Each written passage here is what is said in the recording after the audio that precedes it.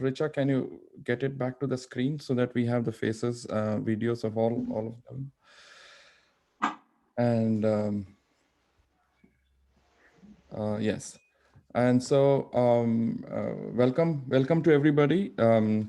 Wanted to set the base that we wanted to have this webinar. These are my colleagues from SELCO Foundation, and not the colleagues who are on the panel today. One thing is they have no clue what this session is about. We hope it's provocative, it's self-reflective, it's self-criticism of SELCO, of the sector, the discussions on gender and where is it actually going. And so it's between 60 to 90 minutes of hopefully pure fun and reflection in many ways. I have a couple of colleagues, Prashant and Nirmita, who will buzz to four of my colleagues if they use any diplomatic terms or they're escaping the question. And by any buzz and diplomatic saying that this may be or may not be true, they are the people who are going to Swati thoda aapka mute kar do. So the other rule, there are no specific any rules and regulations. All of my colleagues and friends who are attending, please do ask questions through the chat or Q&A. Send it to me, and if you really don't want to announce your name, because if one of these four go after you later on, you have an anonymous button. That's not the kind of leadership we promote here. So I am not seeing Huda on screen, and I'm not seeing Surabhi. They're all on screen, Harish. All on screen. Okay, so maybe I think just change your view to the checks box. You can see everyone. And also to thanks Johannes for coming. For enjoying. And Johannes also, I wanted to introduce just to briefly our other board member Amla, who's just joined us on the screen. Amla, just a minute. Johannes is our major funder there, and that's Stephanie. Thanks so much for coming. We have Elena and all joining, hopefully Richenda. And I have questions from Damilola and from Rachel Kite and everything. So let's have some fun here. So let me, no holds barred, guys, please. Doesn't matter who are funders, board members, sector, please feel, I know I don't have to say this, take it apart as I sent it to Skoll that this is a session on ripping SELCO and the sector. First to four of you who've been in the sector for quite a number of years, let me start with Sarah. Sarah, you've been the first to join SELCO out of the four. Just to warm up things, the easiest question to start with is, did you have a background on anything before you joined on SELCO? Is it your first hit, and are you still disappointed? Yeah, I feel like, you know, I nervously told Harish yesterday that, you know, I shouldn't be the first one to speak. And I think the words came out of my mouth and I realized that was the biggest mistake because that is exactly what he is going to do. And so be it. But yeah, no, absolutely. You know, I feel like this is a story which I think a lot of folks internally in SELCO maybe know a little bit because I think it's never, an opportunity is never passed up to talk about it. It is, yeah, to answer Harish's question, I think I literally, thanks to Google, literally just Googled and found, and SELCO came up on, you know, on my first search. And I was sort of looking for something. I didn't have anything particular in mind, but I did come from, you know, roots in environmental science and forestry and a little bit of conservation biology. So I knew I wanted to stay in that, you know, in the same space of development, and conservation. But and I was sort of asking around and didn't really find anything inspiring. And I had written to just the HR SELCO ad and HR SELCO ID, and I think Harish was managing that ID way back when, and I got a response back to come in and speak up. I mean, to come in for an interview, and it was just I think with having no background at all, and I think that's sort of a testament, I suppose, to the I would say the multidisciplinary focus of a lot of folks in SELCO, right? Like, I don't think you need to have a specific background as such. I think it helps to have certain skill sets, no doubt. But I think you can pick things up along the way. I think if you have the right mix of, I suppose, passion and motivation and guidance. And so I think for me, my background was, sort of animal behavior as it relates to captive apes in zoos, and finding ways to make that very stale and sterile and horrible environment better for them. So it was called environmental enrichment, and an upcoming field. So I was sort of involved in that. And Harish likes to joke that I didn't really make too much of a transition from that to SELCO, but really that was sort of it. I mean, I think I just dove straight in with big plans to do an MBA after 1 year. I was so confident, and I told Harish, like, after 1 year I'm doing an MBA and I'm out of here. And whatever, 12, 13 years on, we know how that story ended. So yeah. Thanks, Sarah. I have a red flag from Sripati that you used one praise on SELCO, that it was so there is no praise allowed of SELCO at all. So I should not praise SELCO at all. Exactly. So that is not allowed. Huda, you are the next in line who joined SELCO. Was it your first job? Yes, very much my first. I came as an intern, as most people may know that I was an intern for 6 months. And I joined SELCO India as an intern for 6 months. And I think when I was interviewing, it was Anand who interviewed me, who was in Ujjire. And I'm purposely trying not to use any words, but how I found out about SELCO was a friend of mine had interviewed with SELCO, not ended up doing anything with SELCO, but basically said, check it out. It's always stuck in my mind, so it may be interesting. And I think Anand did everything possible to demotivate me from joining SELCO. Said, I don't know why you want to do this. Like most of us, we've either made our money and come here, or our spouses make our money. So what are you going to do? Like, why do you want to? And everything possible to basically say that, don't do this. But so yeah, that was my initiation into SELCO. So I was an intern for 6 months in SELCO India, and then after a year, few of us moved over to the foundation. And Surabhi, are you still in SELCO? Great conversation.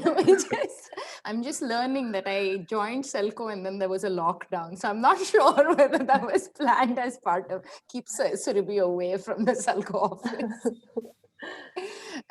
No, so I came back from a short sabbatical. No. When you joined, go back to when you joined. Yeah. So I joined SELCO in 2011. I had just finished my master's and was going around holding my CV and giving it around to different offices. And SELCO was actually one of the organizations I had spoken to during my dissertation. And Anant and I had spoken about energy policy. So I came and I walked to the reception and I was like, can I speak to Anant? And she's like, he's in the meeting. And then I picked up my level and I was like, can I speak to Dr. Harish Hande? And Archana at the reception is like, he's also in the meeting. I was like, okay, and then I'll just leave my CV here. So I think I sent an email and then I came in and I was told, are you sure you want to come in and work here? Similar to Huda's story, constantly like, why do you want to do this? And I said, I want to know more about the field. I want to know what it looks like, because otherwise I'll just be talking about policy and either doing a really bad job or just lying. And I remember being told that Anand told me, you're romanticizing the field too much. You should go there and see what it's like before you make up these ideas. And I remember that bus journey to Ujjire because I woke up from a bus at 5 a.m. and had no idea where the lodge was and was told, walk straight and you see the lodge somewhere on the right. Made it there, and the next day got the same lecture from Anand saying, I don't understand why you're trying to join this. But I think it was a good way to give us a realistic picture of the field. And the test was apparently going to the field and making it to the lodge was part of the test of SELCO. So I've learned that. Rajita, you're the latest in the group. Last one to So, join. I actually, before SELCO was, my background is architecture, as many of you know, and I was with an organization. I was very, very passionate about heritage conservation, and I was working with this organization who had a very good, like they had the idea of conservation that it's much beyond the buildings. It's like living heritage. It's the houses. It's the streets. It's all of that. So I was doing that, and it was mostly in rural villages. So identifying heritage in more like the villages and not the Taj Mahals and the big palaces. But my thing was always where I would get confused is that there was this whole, you have this kind of intangible value, which is the heritage and the culture, but the people who are supposed to protect it, like there is no incentives for it, and like what is the financial model behind it? And I would go as an architect and be fascinated by and then be completely disappointed Swati apna mute ha. Yeah.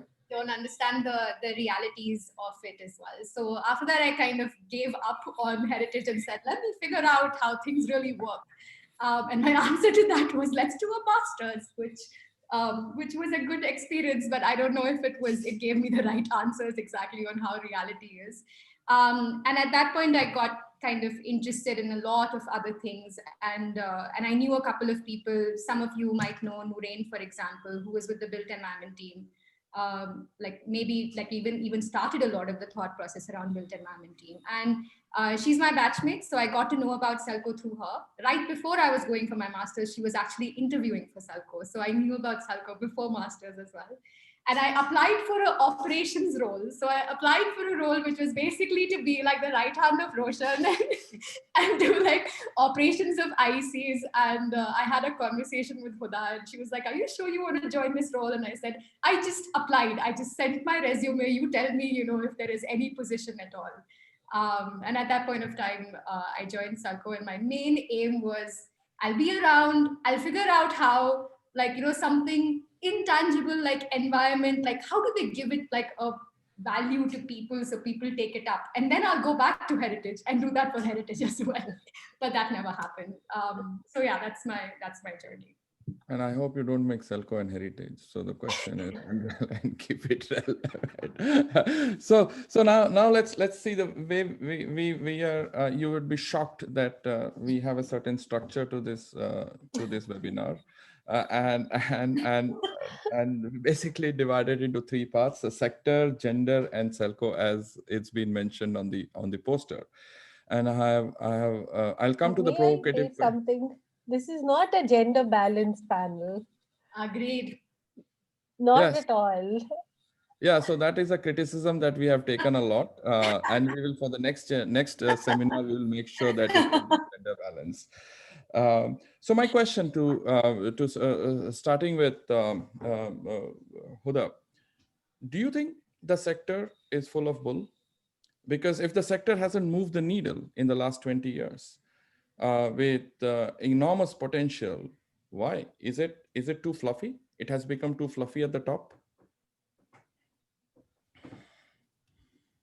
And I can only say yes or no, not yes and no. No. You have to answer, and no diplomacy. Is it? Let's be brutal. No, I have times when I do think that, and I think that mainly happens when we pull out documents from 94 and 96, and we're literally sometimes saying the same thing, exactly the same thing that we were discussing 20 years back, 15 years back, 25 years back. So it is sometimes scary to like be confronted with, what are you talking about? Like, this has been said and done enough and more, and in so many different ways. So so what is it that you're going to bring that's going to actually solve it, or that's going to move the needle? So I do have my moments when I think that, but I mean, the hope is that it's not.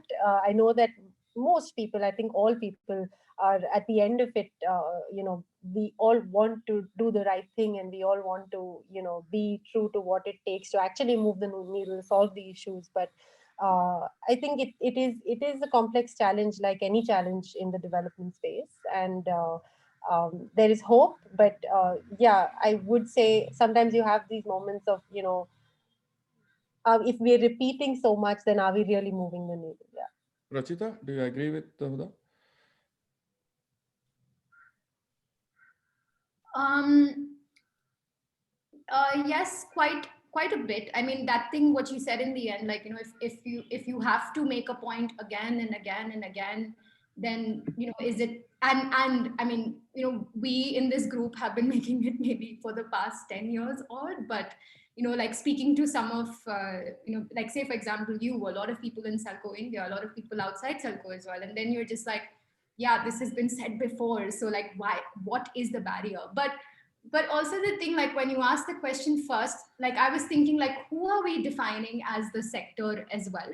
And also, like, because I do feel there is a lot that has, that, okay, not the way that it should, for sure, like not at the speed at which it should, but there is a lot that moves on the ground, but does it have the right representation in the sector overall? And that is like the thing that I was just thinking when you first asked the question, that I mean, if you see a lot of the things on the ground in like small pockets, like, a lot of things have happened, but have they been recognized? Like, have those voices been heard? Do we even recognize those voices as voices of the sector? And that is where I think it gets stuck to a certain extent. You feel like you need to keep voice it again and again and again, year after year. And even when we're saying, 20 years back this was done, it was done from an implementation perspective somewhere on the ground, but it wasn't heard, where it needs to be heard. So I do feel that that's where maybe the frustration is slightly as well, why it doesn't move in a large way, but yeah.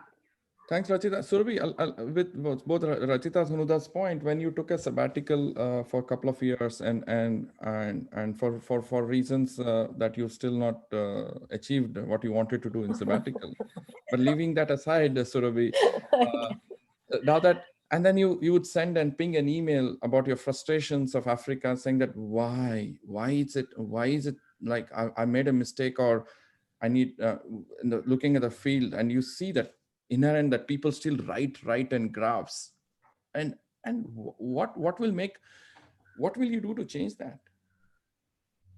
And Well, I know my you get actual goal was to get a Saturday off, and I achieved that for 2 years. Just joking.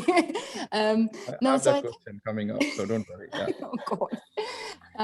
No, so I think the frustration was that everybody at the heart of it has the right message, right? They want everybody in this sector at the heart is in the right place.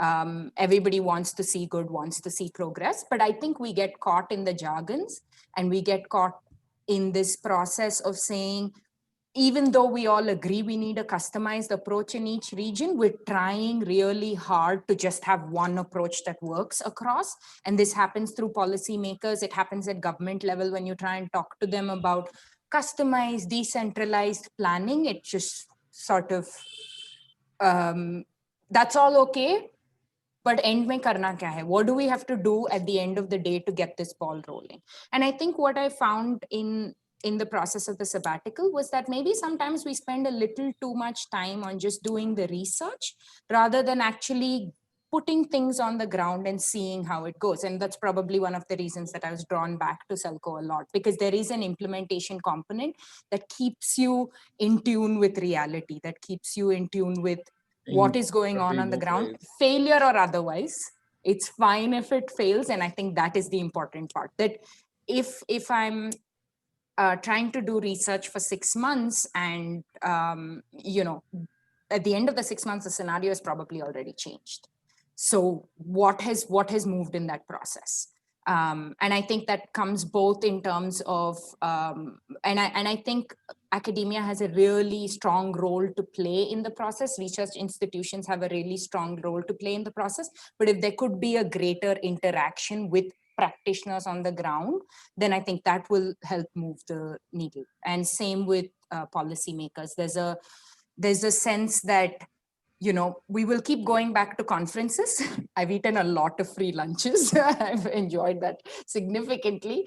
But where is the progress in terms of what is the next conversation that we're having? And I think these conversations now that we're having on energy and livelihoods, energy and healthcare, energy and education, that's the next step. And if we can make that reality known in different places and communicated through policymakers, I think that's an important step. Next step for us. Yeah, sorry, Surabhi. Sorry for that. Yeah, no, Sarah, coming back to what Surabhi and Huda and Rachita said, you have been the piece of caution, and you are kind of the anti-risk person in SELCO, and say, oh, we shouldn't go so fast, we should do that. So what are your views? I mean, do you get frustrated that SELCO? I mean, again, no praise on SELCO. It's like you criticize SELCO enough, so you can please publicly criticize SELCO here too.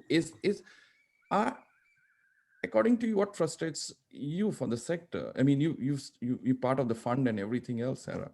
Your views on things. Yeah. I'm sorry, I'm not seeing any of you because in the office you disagree so much with each other, and here it's like, I don't know, it's a starting time. But let's say, Sarah. Yeah. We're letting you warm up, Harish.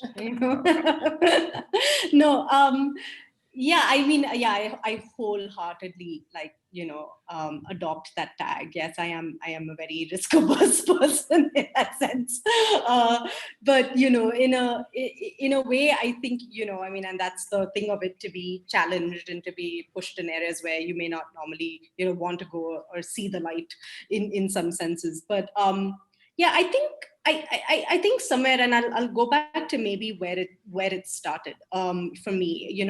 I still remember that what for me was a little bit of a mad conversation when I first sat down with you, because I just could not understand. I think what you were trying to tell me was the vision that you saw ahead, right? And you were like, all these dots and where the sector needs to go, and energy and nexus and innovation and art. I could not digest it at the time, but it sort of was inspiring, but I was just like, I couldn't see it. And I think somewhere when I come to now where we are, I would say that you're able to see that you have to take certain risks. You have to take, widen your appetite, not just from an implementation perspective, but I'll go from a capital perspective, right? Like, you need to be able, I think at the end of the day, everything that you do it with the backing and the support of people who say, yeah, okay, here is some money for you to test these ideas, or for you to take something that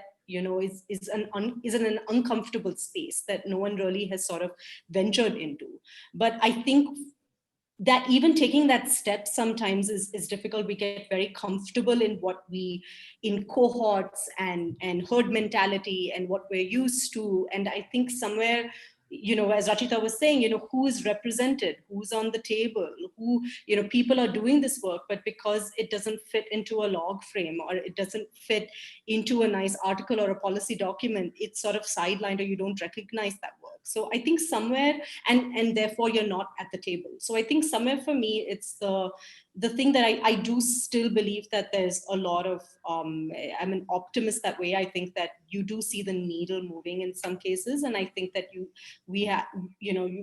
go to the field and you meet a lot of inspiring people, I think, who are trying to do things in their own ways, which may not be in some, big conference, but it's there.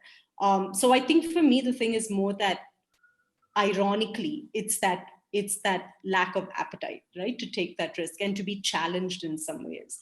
I think to be able to go to a zone as funders, as implementers, as whoever, to go into a zone where you've not really gone into and challenged that. And I think that it has a lot to do in some senses, maybe with the nature of capital as well, which also tends to now seek a more professionalized approach, a more organized approach, and you get boxed in. So I think that that for me is, I think, one of the things that sort of stands out. And Interesting. in addition to everything else they said, I could not disagree with that. Yeah. Coming back to our sector, right? And a sector, and I still remember Huda and Surabhi stomping into my room and said, "You guys have failed in 2011 cook stoves. You have no clue how to do cook stoves. We will do it." And then embarked on the whole cook stove journey for SELCO. And I remember Huda coming and saying the integrated energy center and say, "We will do 1,000." So I'm still waiting for those 1,000 to happen. I'm still waiting for the cook stove to happen. So Huda, Surabhi, it's taking your own example of those failed stuff in Selco. And how do we take it forward? Some of the challenges of the sector, we are so technology focused, and what have you learned, and what will you do to rectify what you would have done those 10 years ago, 8 years ago? Huda, Surabhi, any one of you to take the first crack? Okay, I go first. No, but yeah, very, very true. And maybe what you just highlighted may actually be the problem, where we're not willing to learn from each other's mistakes or past mistakes, one way or the other. And the problem could be multifold, right? I mean, so I think yes, we did that, and yes, we had audacious plans of scale and of doing, of transforming the lives of people. I think, and it went nowhere. I mean, I think those are very, very, very steep learning curves where we can, give now after wasting, I think, time and money, we can really give kind of, categorically, this is where we went wrong, and this is what we would have done differently. But I think the fact that, the fact that we weren't convinced because there is no document that's saying what was being said verbally, what was being said through experience. There was no evidence. And at the time we really believed in evidence. I think now we kind of feel mixed about it, I'm sure.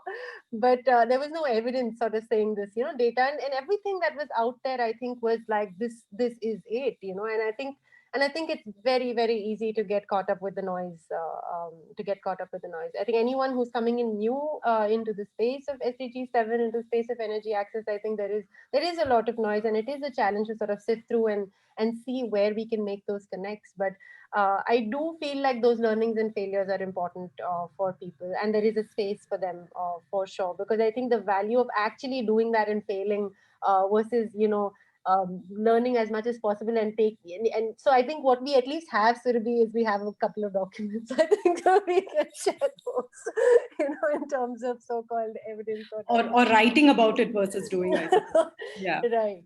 But yeah, I think it was in a recent webinar with Bill Drayton, who said, people don't really understand, they don't learn from frameworks, they don't learn from data, people don't learn from evidence, people don't pick things up from those kind of things. What human beings pick things up through narratives, through stories, through, and that's the best form of really communicating these. So I do feel like we have a long way to go in effectively making sure that we can make things more efficient, but yeah, hopefully we can play some part in it. So. Surabhi, we keep, as continuing to what Huda said, Cookstove is a favorite of a lot of funders. A lot of people, we'll talk about gender a little later, Surabhi, but it's romanticized so much, right? And same thing, like the flavor of the year is now mini grids. And you guys know why you now though having this gone through this sabbatical of international experience, why are people stuck, and why hasn't the needle moved at all from your experience in the sector of microgrids and cook stores? Yeah, so I think just to quickly add to Huda's point, I think the one thing I would say though is that what we did learn is I got to speak to Swati Bhogle at the time, which was like a big learning in itself. Hey, we got Swati, to that's a bribe, huh? Swati, don't listen to them. No, we got to interact with people in the sector who we did not know and who we had not, would not have otherwise had an opportunity to interact with. And we got to bring 5 college students to an urban slum that they would not have otherwise bothered to see and understand and sit with the women there and cook. And I feel like that's a learning that at least 7, 8 of us will take back as something, that we build on. And I feel like those individual learnings are as important as a collective document or a publication that we are able to bring out, because that has some change in the way people view their lives and the way people interact with communities. I think on the larger scheme of things, there's clearly not a solution right now that exists that is, and I would say this across the board for most decentralized energy solutions. Every time we say, oh, this one company is going to suddenly spread across the world and solve all of the issues, it doesn't seem to work. So as soon as we think that this one cook stove is just going to be sold across the world and it's going to work, it clearly doesn't happen that way. And I think whether it's the mini grid space or the lantern space or the cook stove space, we can always argue that, yeah, we sold these numbers and it's done. You can't do that with the mini grid space because they're all having major issues around actually raising the capital for it. But I think if we took the approach of saying that, no, each area needs a decentralized solution and needs a solution that works in that area. So can a company be given, an enterprise and NGO, whichever entity is involved on the ground, be given the opportunity, the capital, as Sarah mentioned, to allow for understanding and experimentation on the ground and then determine what works there, as opposed to saying this worked here and we will try and figure out how to scale it up. And I think with mini grid solutions, we bring this up often. You need long-term asset-based financing. If you're talking about comparing something to a grid, that transmission line and distribution line has been paid for. Who is paying for that in the case of mini grids? And then you talk about everything built up. If you try and get all your money back from the community, that's not going to happen. And then it's not a viable or a successful model. So why we as enterprises and practitioners do that to ourselves, I don't understand. Whether it's because we don't have the resources and are just looking to get any resources we can at that point, and so we're willing to commit numbers and commit returns that are probably not going to be possible.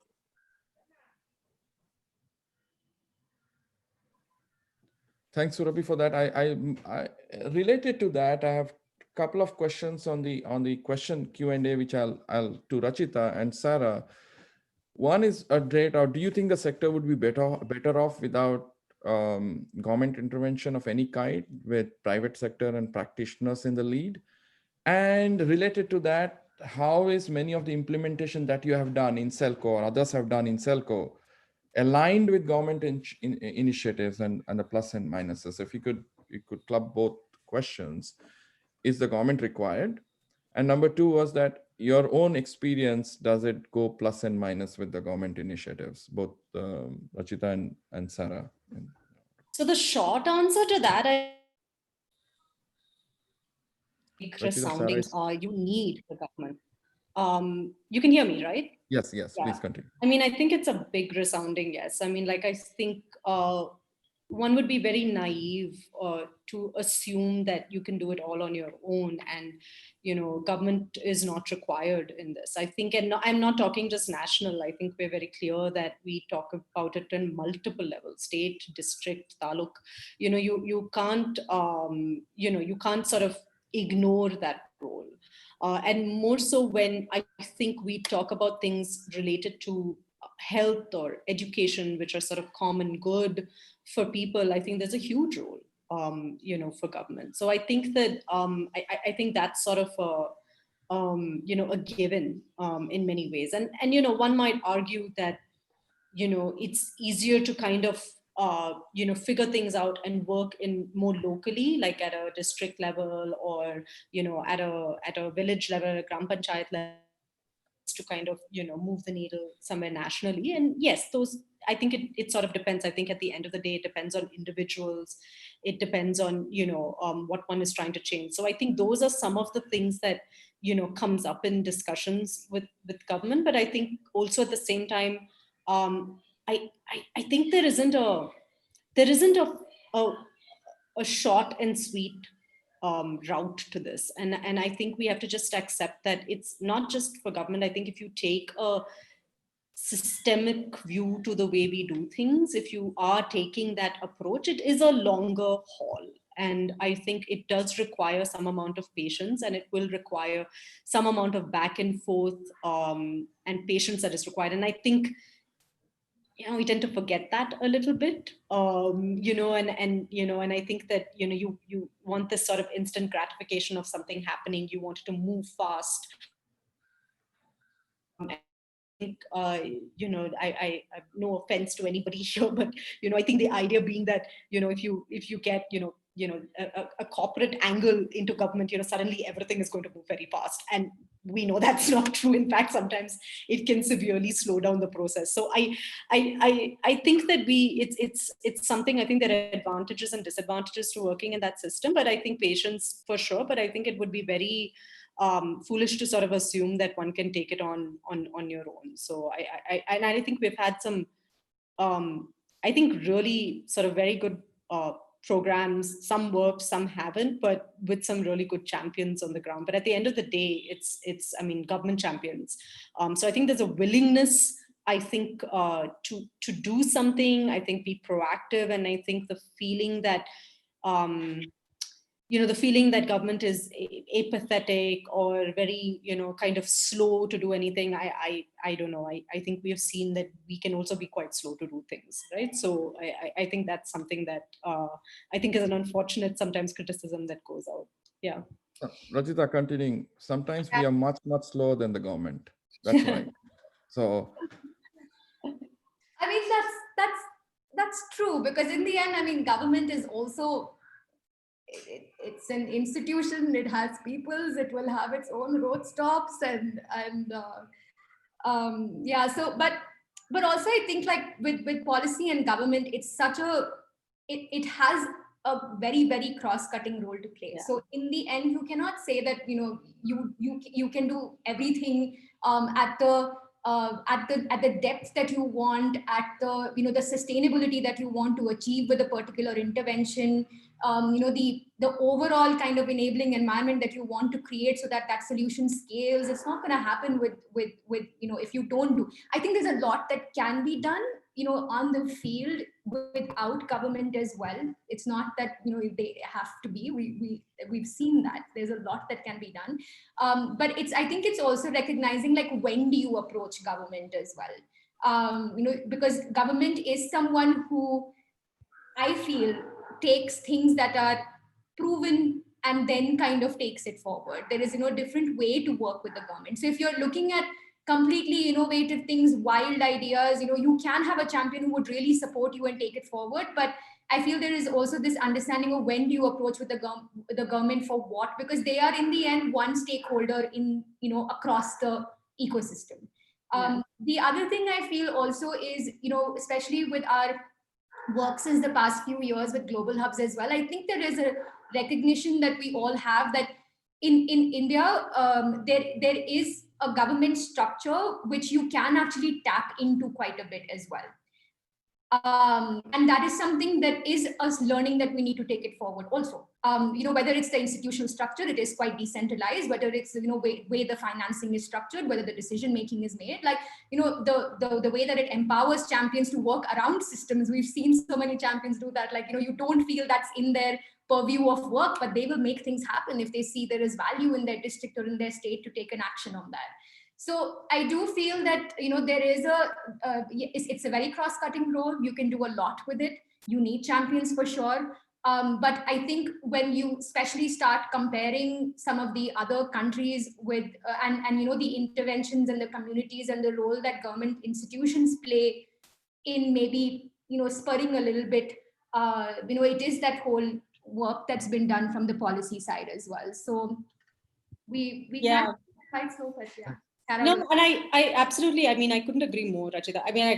That's a good point. I think the fact that I think, and maybe this is it, this is not an India-centric conversation, but it's true that I think the decentralized evolution of power, you can kind of tap into it at different points. And I think, through our, absolutely, through our work, you see highly centralized models. I mean, maybe there are advantages of working with that also. It's like you have to just get that one permission from that one person to move things. But at the same time, I think it's, I think that's going to be, I think, a learning curve for us that I think we'll have to see as we go into all these different countries, like what is it like in a highly centralized approach versus here where you can take it across different levels. So yeah, that's a good point. Yeah. I think, sorry, before Harish jumps into the next question, it was interesting there's a lot of construction work happening nearby, so stop me if the noise is too much.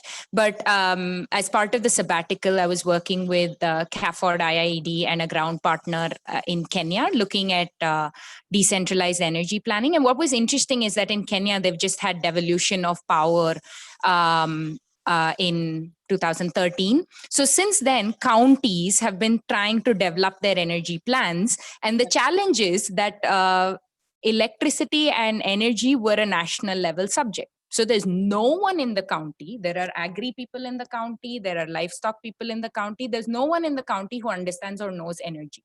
So it's an interesting space. That might actually be a good thing sometimes. So. Yeah, exactly. So in a way, it's actually a good way to open up a new thinking and a new approach to energy in agriculture, energy in livelihoods, energy in health, as opposed to this larger, we have a grid and let's try and keep that grid inefficient, but pulling it everywhere.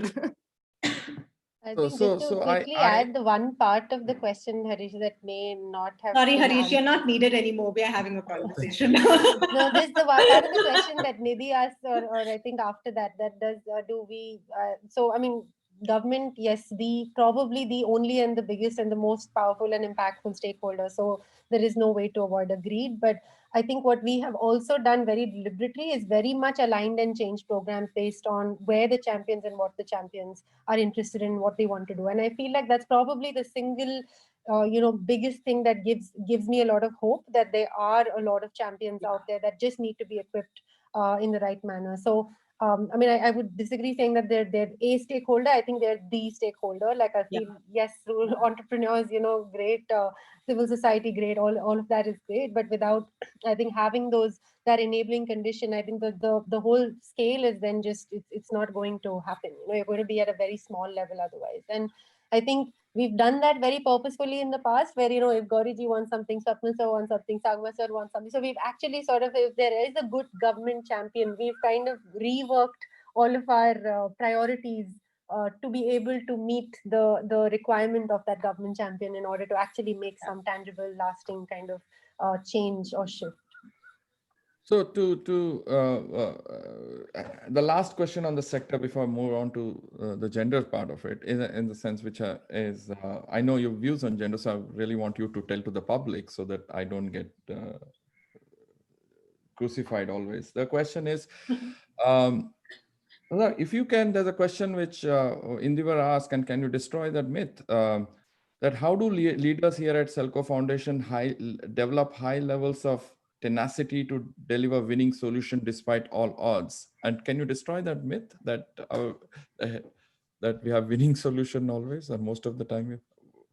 No, so I think, I don't know, maybe something very wrong with the way that we have been communicating then. So I wouldn't say we have winning solutions. Maybe the tenacity part is partly, I think, true to a large extent. But I mean, I think the Indrajit, Indraveer, we don't have winning solutions. We don't project to have winning solutions as well. And I think if that does come across, it's the few narratives of the case studies that have emerged from some of the programs that have worked well. But I think if we do get into the challenges and the barriers, there would be enough and more to sort of shift and make changes on. So yeah, I think but although to be in SELCO and to want to kind of overcome these constant kind of no's, and these challenges that exist, I think it does take a certain amount of tenacity, which is why many people might not last. So.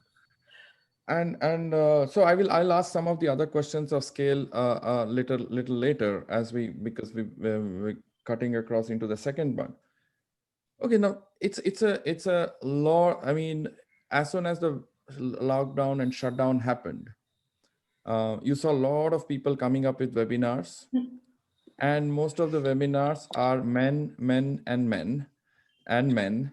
And even if you have a woman on it, it is kind of on the sideline as a somebody you're forced to happen. Is that how do you guys feel? Is it ridiculous? Why is it not changing? You guys have your own views on gender. You guys have established yourself not as women, but as leaders, true leaders. Where? I mean, Rachita and Surabhi, take the first hit if you can on this. This is Harish's favorite topic. Yeah, I mean, I don't understand, because we have been surrounded by women who are extremely, I mean, capable on the ground, but also very articulate. So I'm never sure of why there is this sort of typical manuals with like token woman on the side. I don't get it. I also think that, you know, it does have something to do with our societal construct around the older man who is probably more capable and experienced, and his opinions, because of his experience, hold more value. Not considering the fact that people who have been working for 1 and 2 years within our sector have probably seen a lot more of rural India and have probably seen a lot more implementation. I think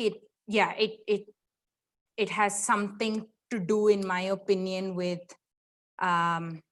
names that get just publicized multiple times, and therefore everybody wants that same name on the list. And unfortunately, a lot of those names have been male names.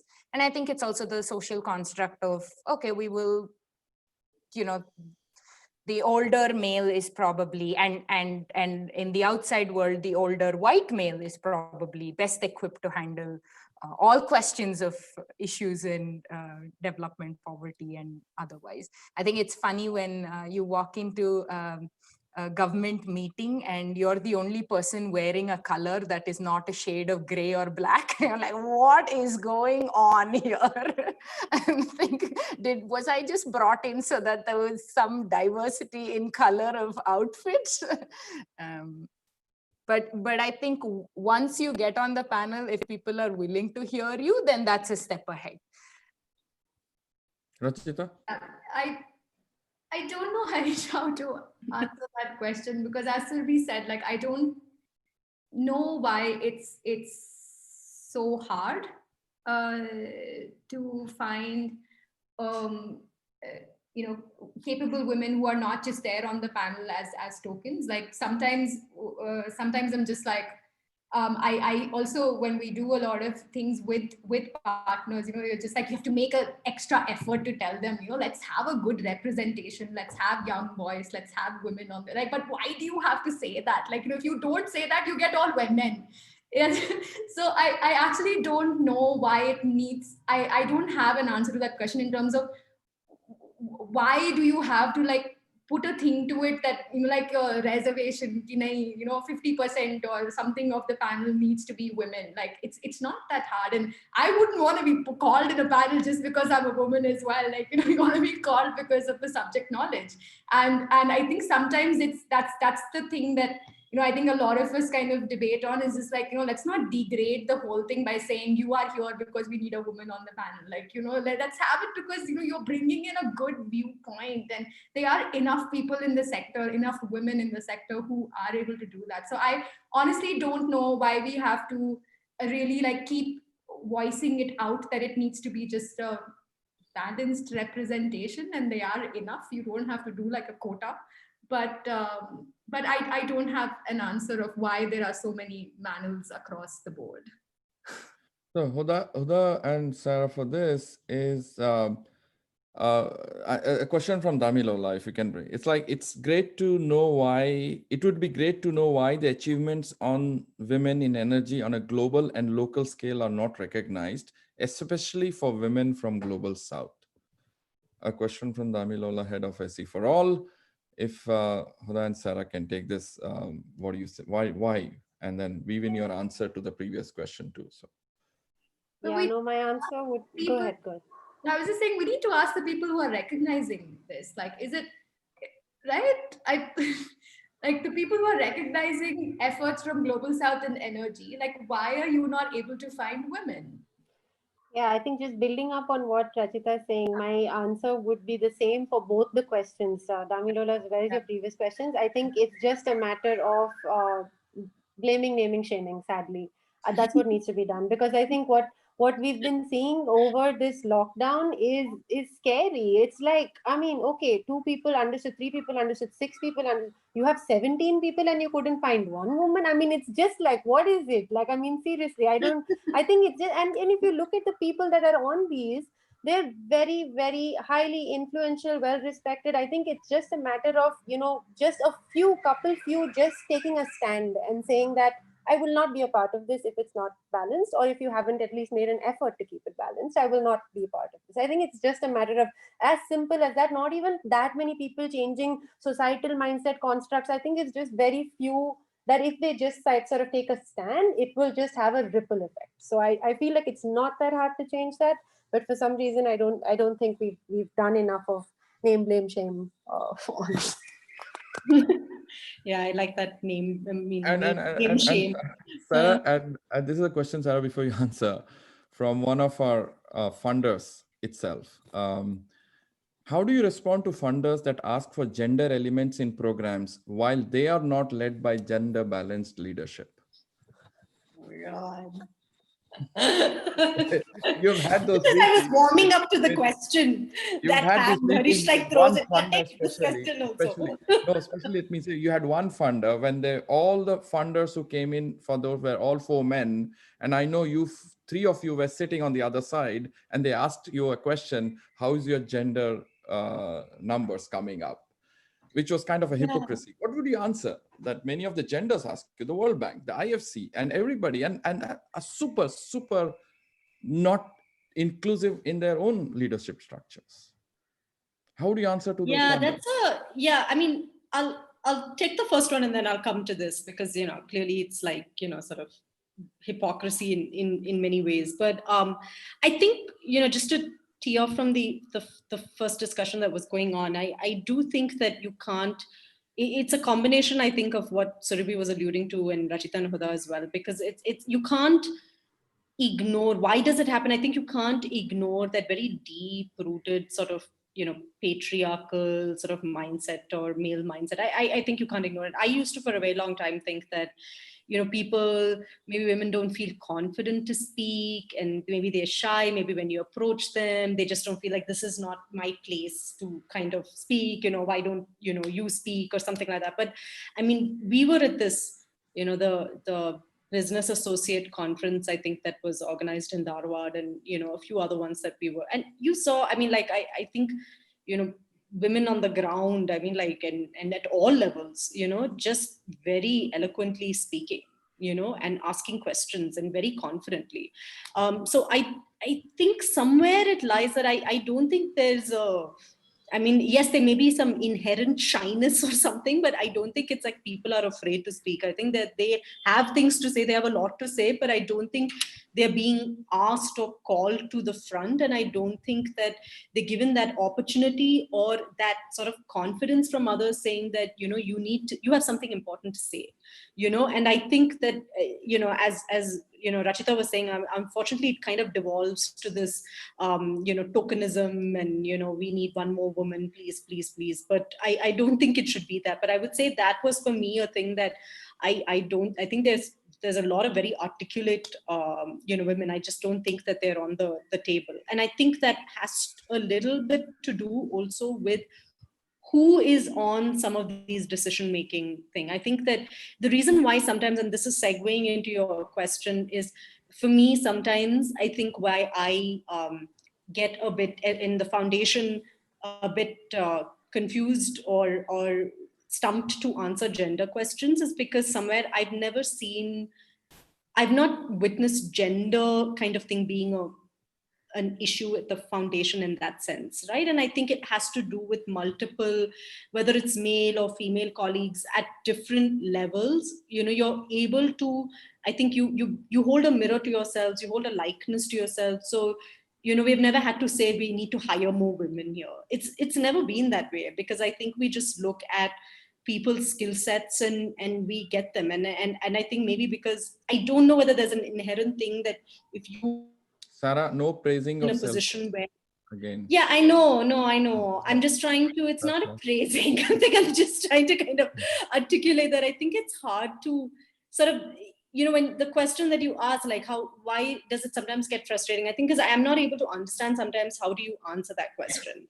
But I do think that there is a hypocrisy. I think while I think you need a deliberate push for people, like Huda said, this whole name, blame, shame, you just need to now get people need to take a stand that I'm not going to be in this panel if there are no female. I think that you need to be deliberate as well about it, because I think what is also happening is if we're going to wait for that mindset change and all that I think that can happen in parallel and that will take its course. But at the same time, I think, there needs to be some kind of a very deliberate kind of demand from people. In terms of targets, and when people say, can you include gender targets into this?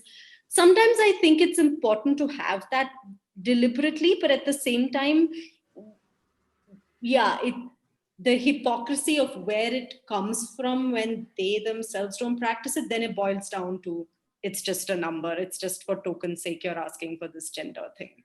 I think it should hopefully become a very natural part and process of this thing. And I will also say this, that I think I know we tend to talk about gender from a women point of view, and I don't think that's what any of us are saying either. I think you need the men on the same table. I mean, like, I think you can't have women saying, recognize me. I think you need to have, from both sides of the aisle there. So I think gender is not a women's issue per se. I think you need to have, men be part of that conversation as well. Otherwise, it's sort of a losing battle. Huda, your perspective on the fund, especially on the funder, the question about is people talk about salaries, okay, in terms of gender parity, and there's a lot of discussion in the world. Where do you stand in terms of the sector, the gender, the salaries, and the debate? I know we've had a lot of pushback from you. Yeah, I can see Huda's got her game face on. She's like, I was waiting for this question. No, absolutely not. No.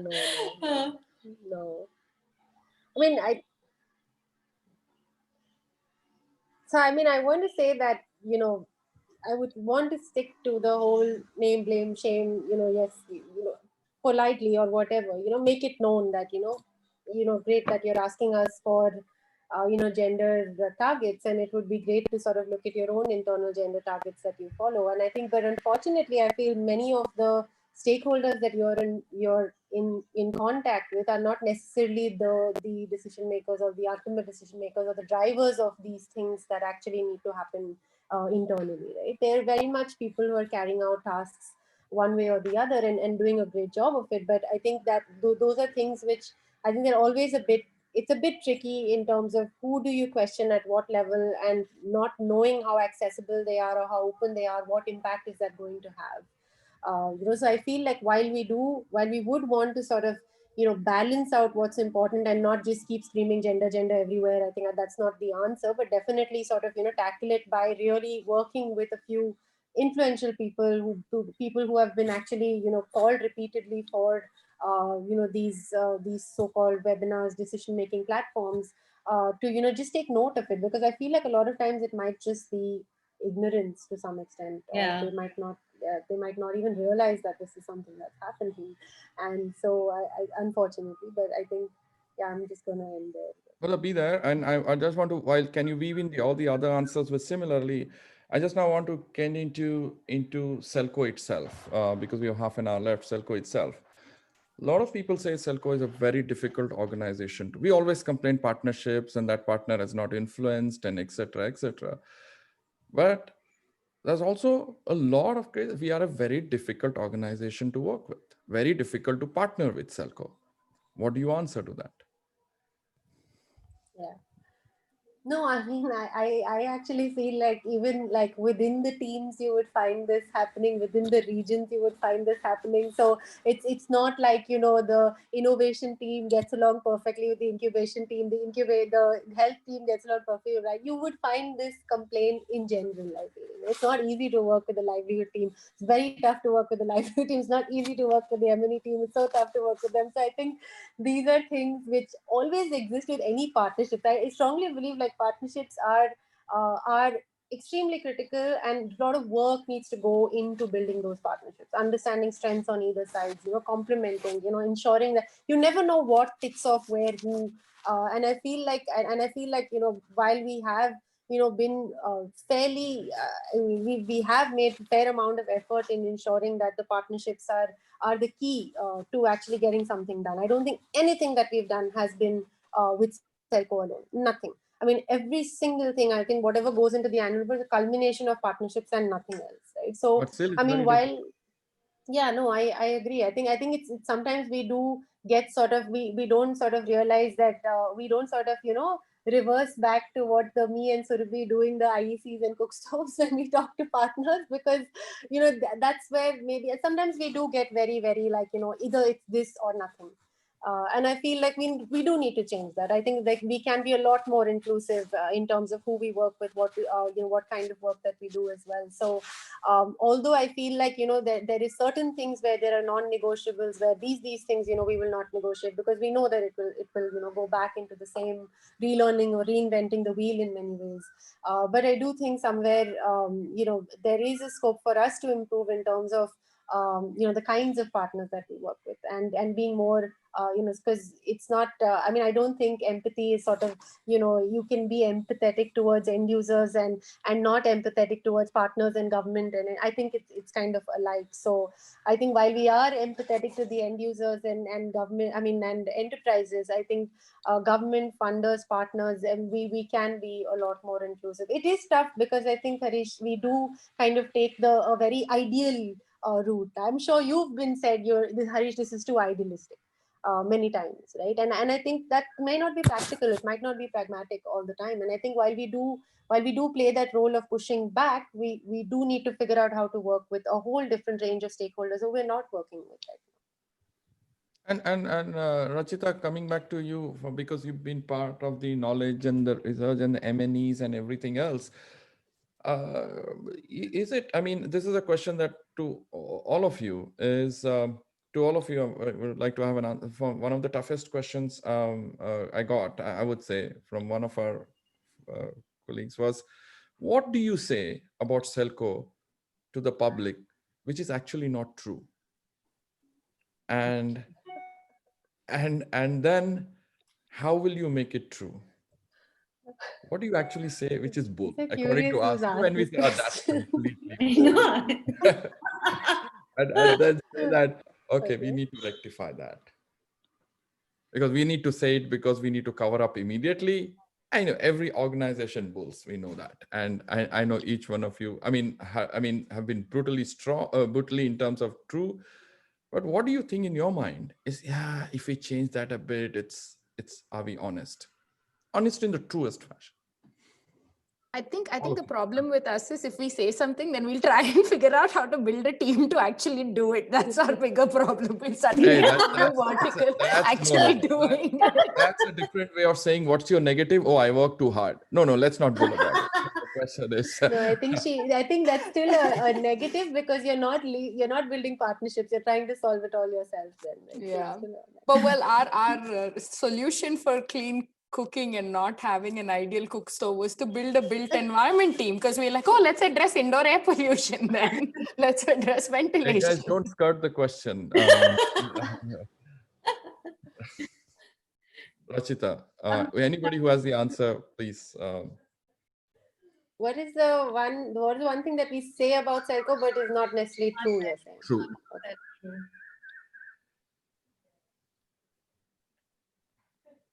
I don't know if we say this, but I think I just the previous thing that I said in terms of, you know, I think when SELCO, people keep saying unique model, and, you know, the whole enterprise and the foundation and the incubation and the fund.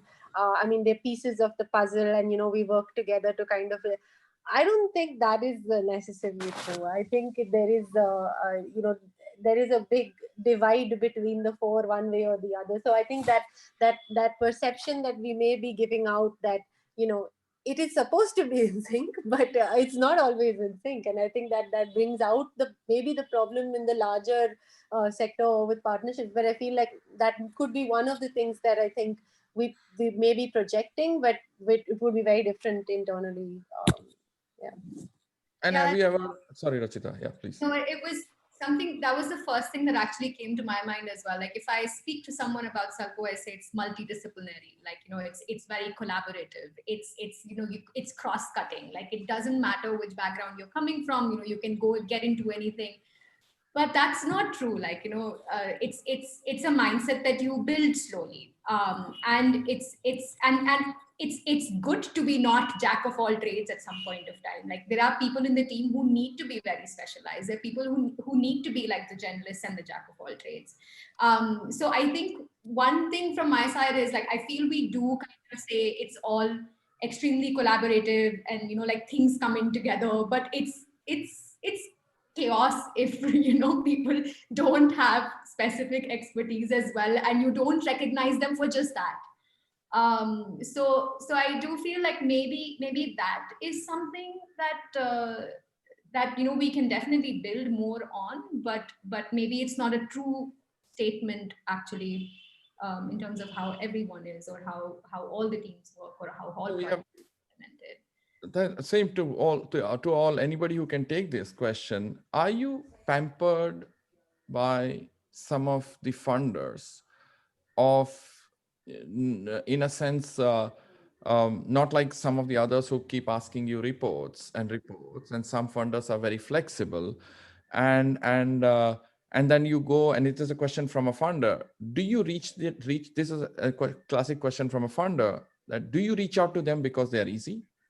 And what steps have you taken to diversify your funder portfolio in SELCO? It's a criticism that we've had a holy grail of funders, but is it long term in a sense? So what would be your strategies to diversify from that easy so-called question has been quote unquote written to me, easy funder?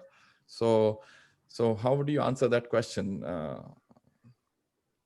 Yeah, I mean, I can get started with that, but I definitely feel like the funders that we have had, we wouldn't exist without the funders.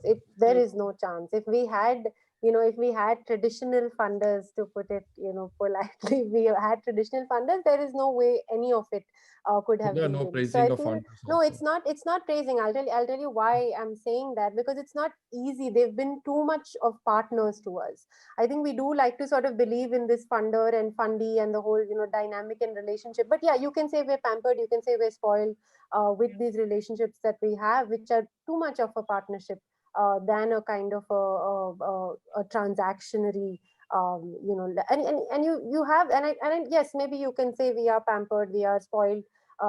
It is, nothing is easy. I think everything sort of takes work at it, and as long as we are that, but then I don't feel like it's a funder fundee. I think it's always been too much of a partnership, and maybe that's a bad thing, because that may actually not prepare us for what happens when these partnerships dwindle, when you lose the people within these entities, because it's not the entities, we all know that it's the people within the entities. And so I think it's more that.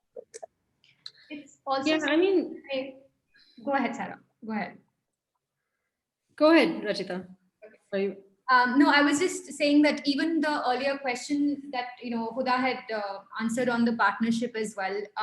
Like even in partnerships, like I think over a period of time we've started segregating between like who is a partner who you can have like a long-term innovation partnership for, where there needs to be like transparent conversation. They need to tell you when something is not working. We can openly tell them when something's not working. There's like there's a feedback, and you don't really look at both your roles as bound by a scope of work. Like you're just going towards, yes, we have to make it work. Okay, who can do it? Who has resources? And that is the way the organization is structured, the way the leadership is, what their experiences are, who are they backed by in terms of funders as well. So we, I think to a certain extent, have also started to say, okay, who is the partner who we go all the way with, and who are the partners who are more like vendors, like, they are coming in for a specific expertise that we are looking at them just for that, and we're, whenever we need that, we go to them. And I think that is something we haven't done in when we look at our funding partners as well. Like, maybe we don't do that so much, whereas that, we really look for the people who can like stand by us and back us and really kind of understand, want to learn, want to go on the field, want to really know what the need is, want to help scale in every which way possible, have the same idea of decentralization. And we really kind of try and maybe, have been lucky also that we had the base to build on. So you always have that to compare to. But I think to a certain extent, we have to start kind of segregating also, saying that, these are the core partners who are going to help the organization move, the sector move. But, here is a partner who would just come in, funding partner who will be transactionary, and it's fine. And we need to learn how to communicate with them, how to make proposals for them, how to look at projects which are only in Bangalore, within 6 kilometer radius of their company, or, whatever it might be. So I think that distinction that we've so far maybe made for partnerships, maybe we need to make for funders as well, and really go towards that a bit more. Yeah, I mean, I could sense with Rachita's examples, like, this is the last was like, but I think, I don't know if, pampered is the word. See, I do think, these relationships are cultivated, like it's not overnight, right? Like, and I think this is what Huda was also alluding to in terms of partnerships. I think, these are,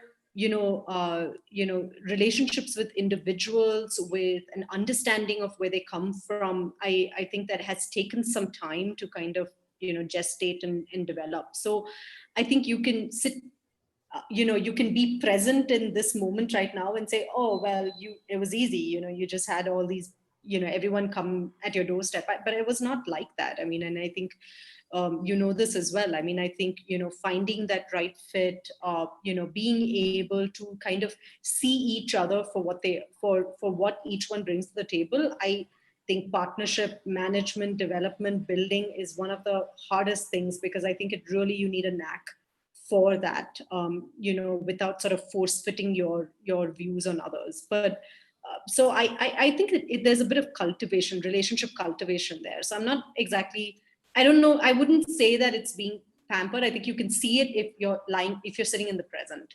But I think it has taken many years of working together in a mutual respect, and I think that's just the philosophy. But at the same time, I would agree with Rachita that I think the way we have seen it has always been this separation of, or at least distinction between, core versus just regular kind of project funders. And I think that's okay. You're not going to have every funder kind of see you across the spectrum. And that's I think should be okay.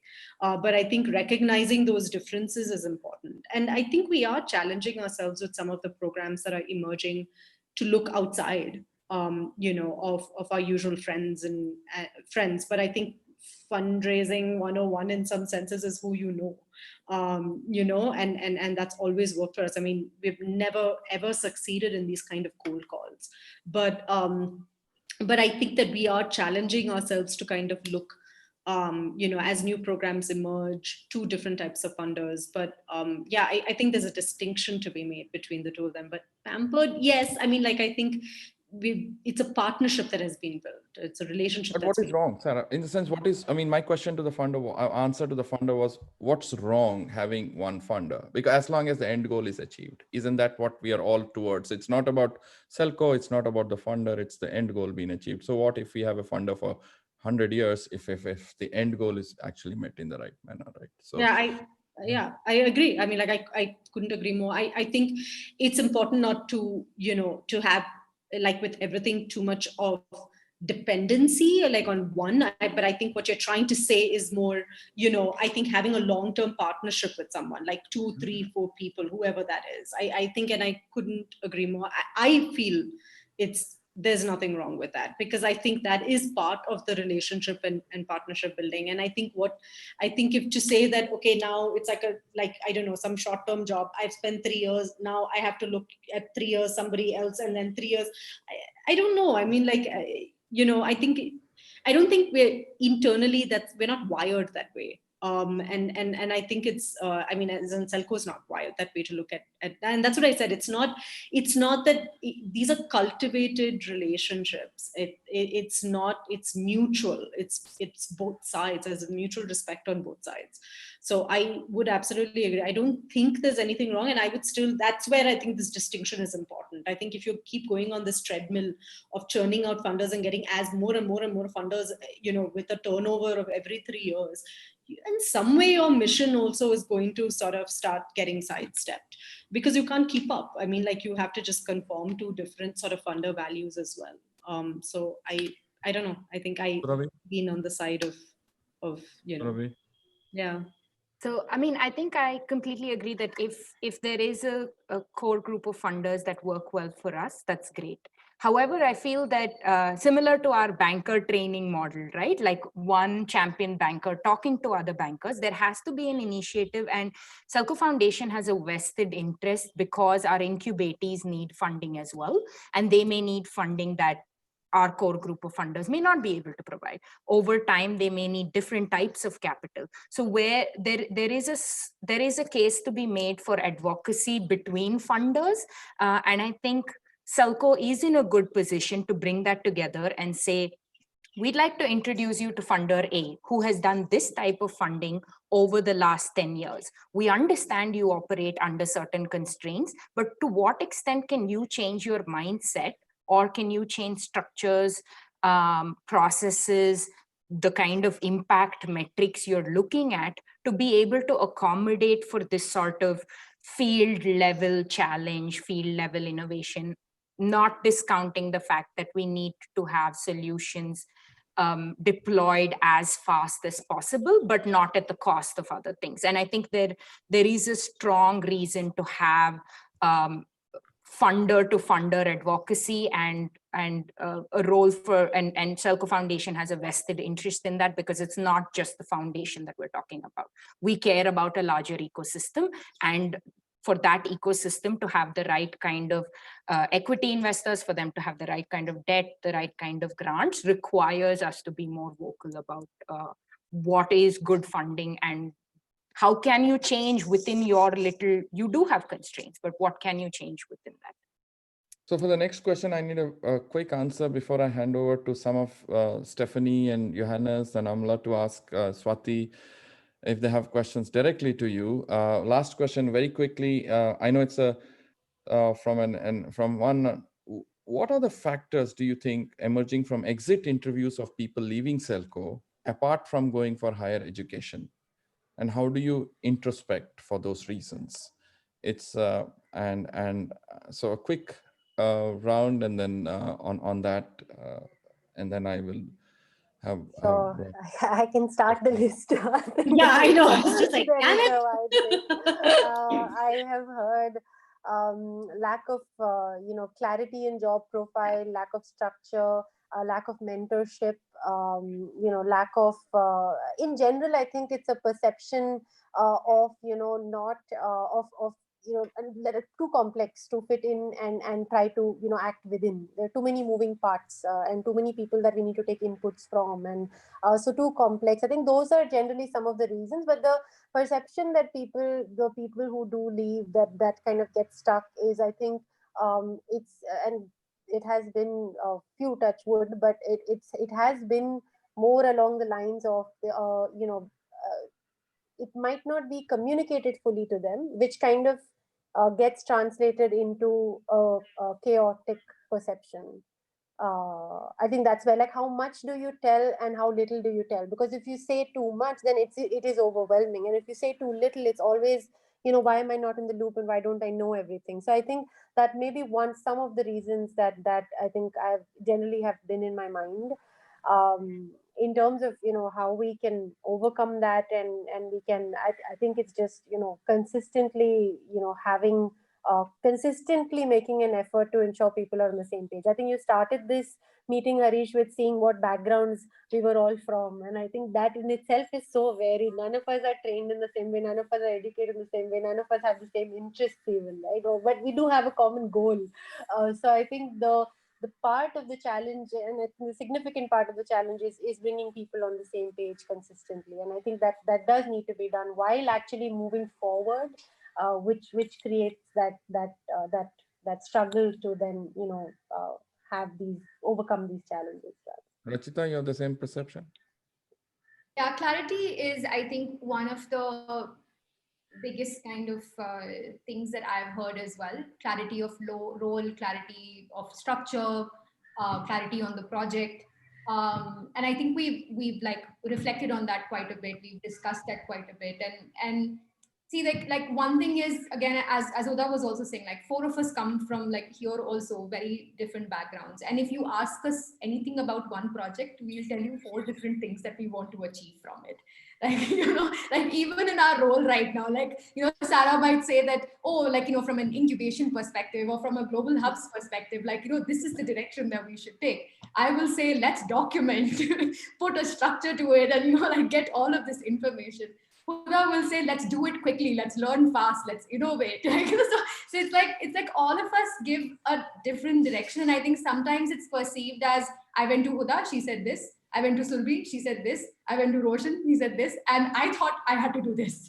So that's where I think the thing always lies. And I feel like it's an organization where the more time you spend and the more you know people, the more you know their backgrounds, you're able to balance those things after that. Like, where you stand, what you want to do. How to balance between, what you want to achieve personally from the project, what the partner wants to achieve, what we want to kind of, push out as well as a learning, and kind of, bring a balance to it. So it's a hard thing, but even the highest kind of things that I've heard is the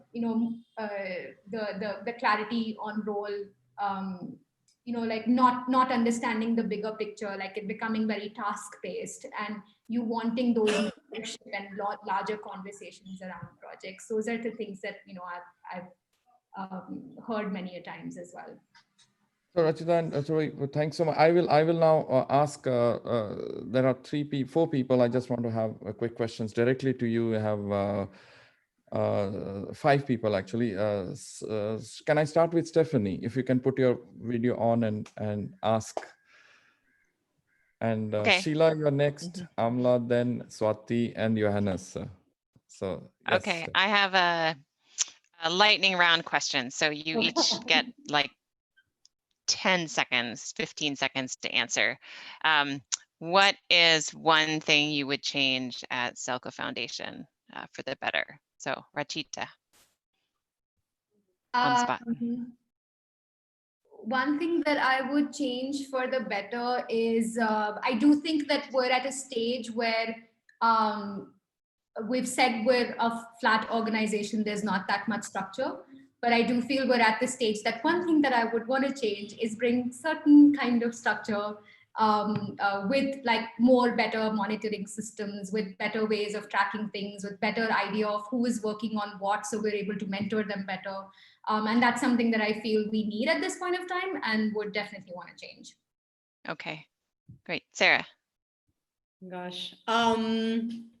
The location of our office. I'm like, I want to move out of Bangalore. I want to go out of Bangalore and go to Manipal or something like that, I think, I don't know.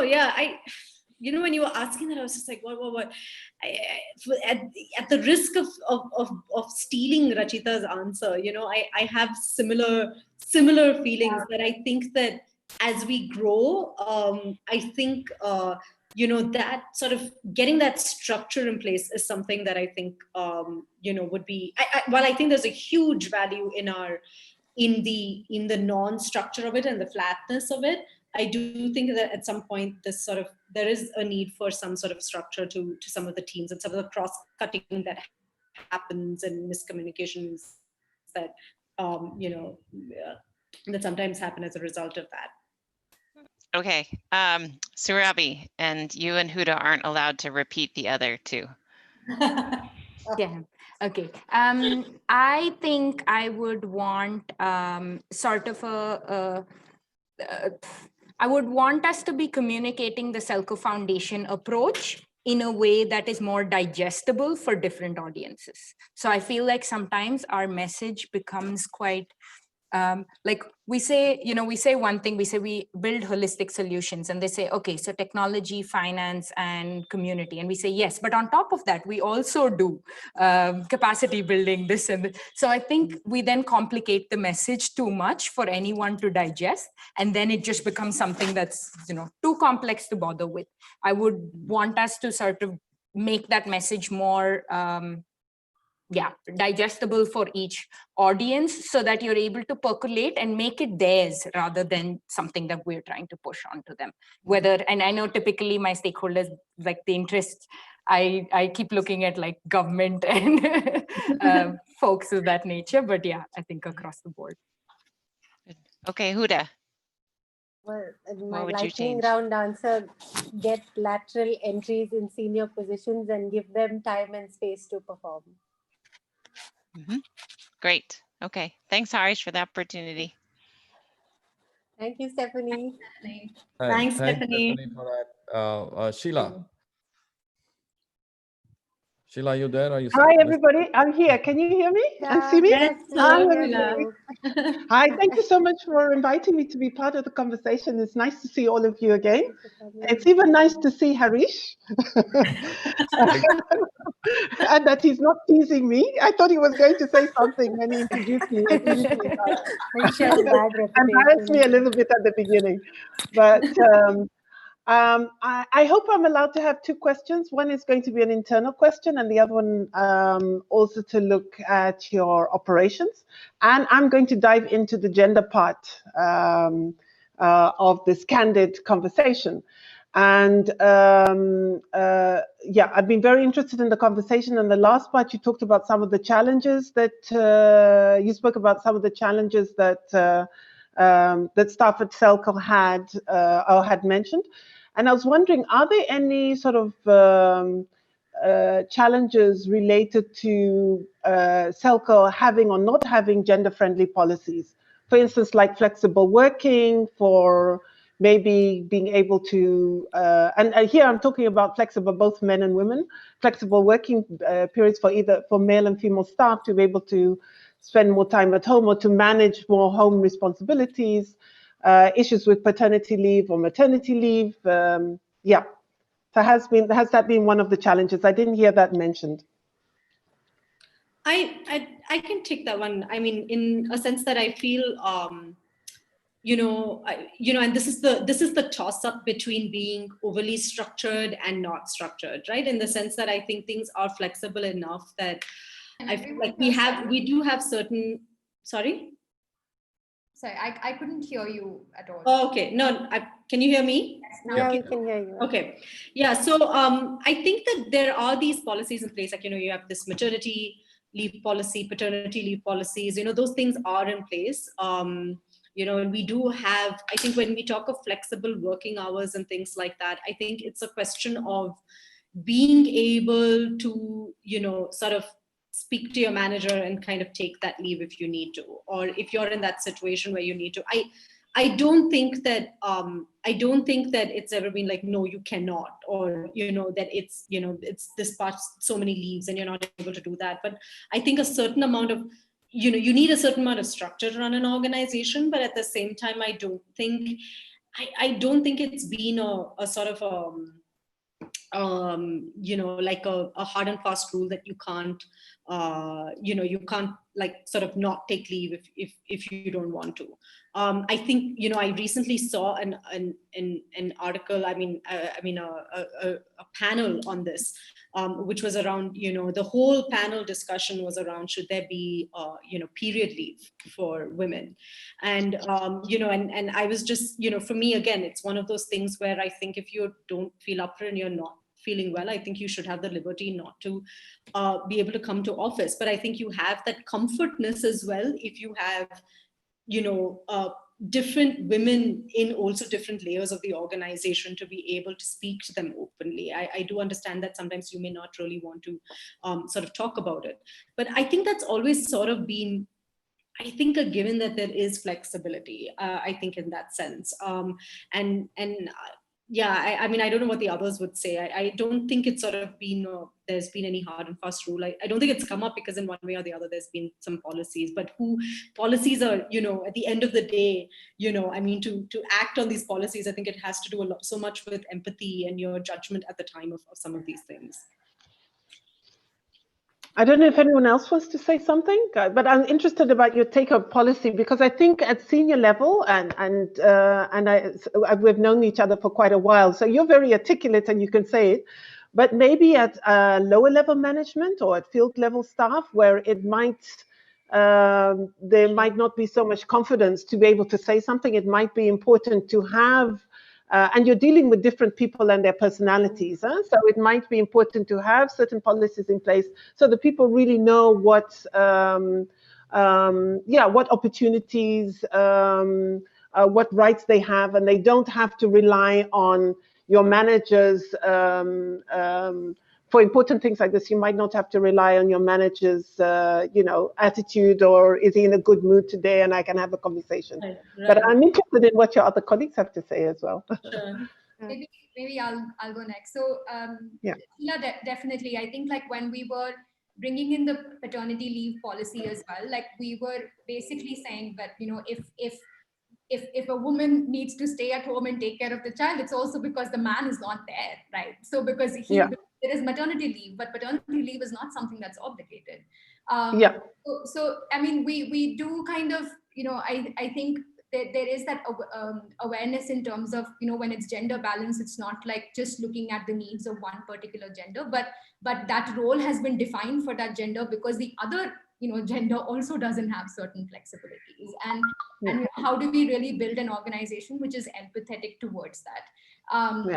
In terms of what you said, definitely, I think over a period of time as well, we put like these policies in place, whether it's sexual harassment policy, but it's really about how do you, it's not just saying when the case occurs, we have a committee that will look into it. Right? It is really saying, how do you stop it? Like, how do you raise awareness around it? Or even like, when someone raises an issue or a red flag around some general, problem that they might be having in the organization, like are our program managers, reporting managers, like, aware that, yes, it should be taken seriously. Like it should be brought up immediately. Like, we as an organization take it seriously.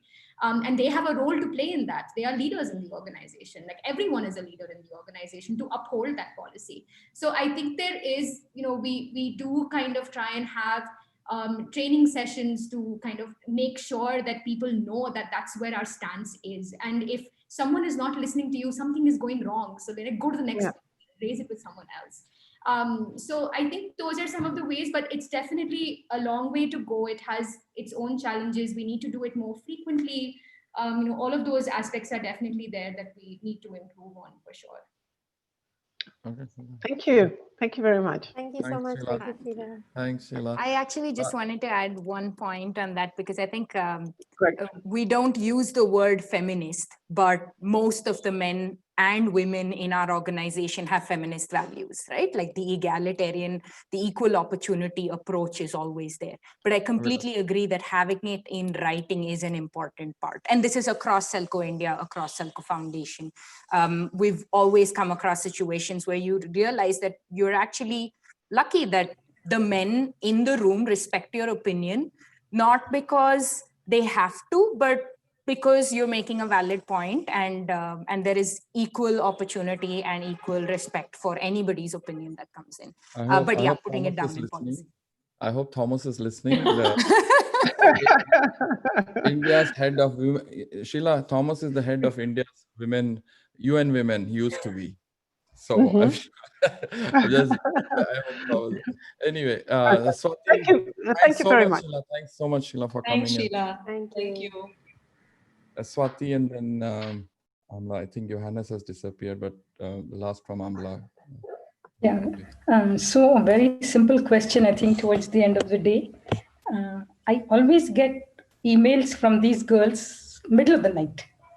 Why are you working so hard? And Harish, why do you let them work so hard? No, their emails They need to are switch filtered off to now submit at some to email. time, They need to switch off. They need to unwind. They're not working for Selco 24/7.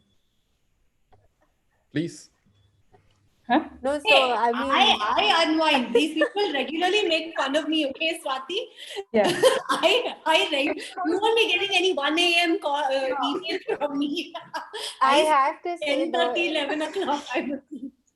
All of everywhere. I mean, always Surabhi, Huda, Rachita, not you so much, but even I've seen you also. Late But night. those three, I keep making fun of them because those three are actually night owls. Like their days, like they're absolute night caps. And I think not with. I mean, I let them speak, but I've asked them this: like, how do you get your best work done at like 2 a.m. in the morning? They're like, Shall we also ask doing this Swati? from Shall we school. also ask Swati why she's reading the emails at 1 a.m.?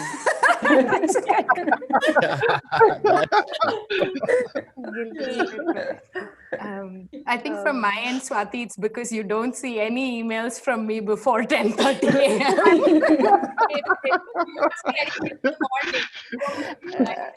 Yeah, working from home has been a great blessing because now I'm actually on time to most meetings.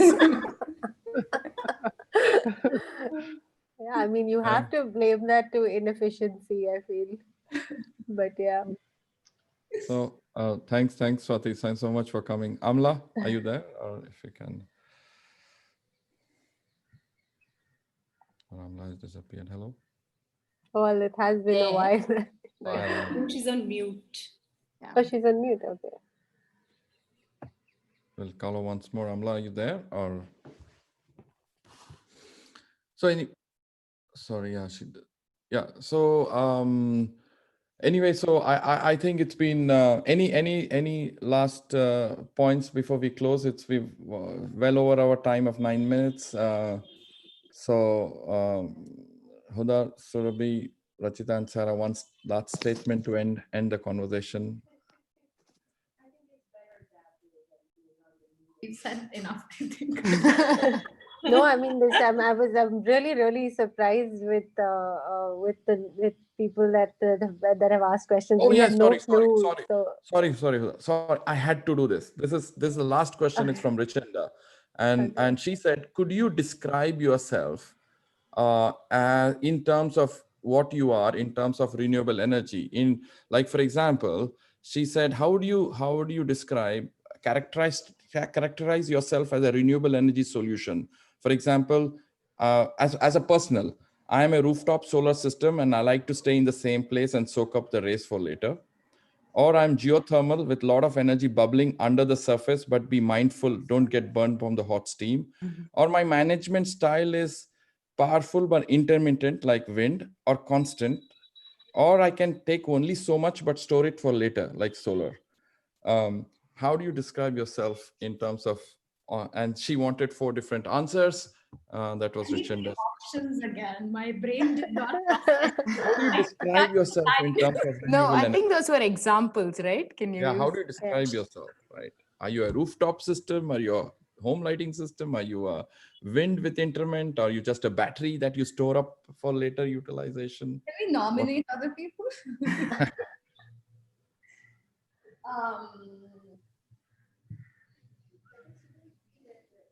I think I have one.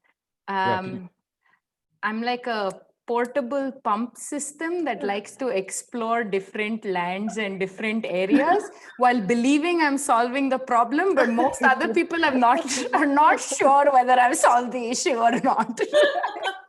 They're still trying to figure out my model, my financing model and capacity, but I believe I'm solving the issue somewhere. As long as you're not a portable light. Yeah, I'm not a portable light. No lantern for me. I don't know why, but from the time you said the question, I'm inclined towards being a battery. Like say store it for later. I think not everything at once, but like I think sort of, and also sort of go into different systems. But yeah. Yeah, I don't know. Even for me, the options. Oh gosh, Rachinda, that's a real Tough question. one. Like, wow, I don't even know. But yeah, I'm gonna, just sort of pick from the options. But I think for me, immediately, I think what stood out was the in terms of management style. I think, I don't know, Shripati, Prashant, Wind. I think I think I can I have my ups and downs, and fierceness and timidness and friendliness also. So Closing it word. depends. Closing word. Oh, what was geothermal? Because I was moving towards wind, but I'm just like, maybe I'm just like blast after that. I know that As long everyone, as you guys are, You should actually ask it's not a, the people who work with us more closely should say, Yeah, like, no, it's like we're giving our own chappa of as like long as what you guys we are not nuclear power that is storing waste for later generations to suffer from, or you're not a hydel plant destroying other environment to actually make the water flow. And so thank you so much. It was wonderful, and I'm glad to all our guests for joining. Yeah, I just want to say thank you so much to all the people that joined and asked questions. It's, I think, like Nidhi, Sangeeta ji, Tariq, I think a bunch of them, Yolanda now. So I think like it's been great. And thank you so much for everyone for joining and asking questions. I know. I mean, we really had valuable. no idea about this. And I don't know about anybody else. I was getting ulcers in my stomach. I was just like, oh my God, what is this? It's on Twitter. It's on like, what is going on? But it was just it was a lovely experience. And it was just wonderful to see so many people be a part of this. So thank you for just taking the time out, I think, to be a part of this. Yeah. And thank you for helping us. Sorry, Rachita, I was just saying, thank you for helping us learn what we know about this sector, because I think without our colleagues who are working on the ground and without our funders and partners, I don't think we would know anything about the space. So yeah, thanks to the management, to the colleagues. This is my Oscar speech, Harish. I don't get this many opportunities to be on YouTube. Thank you guys. Thank you. Let's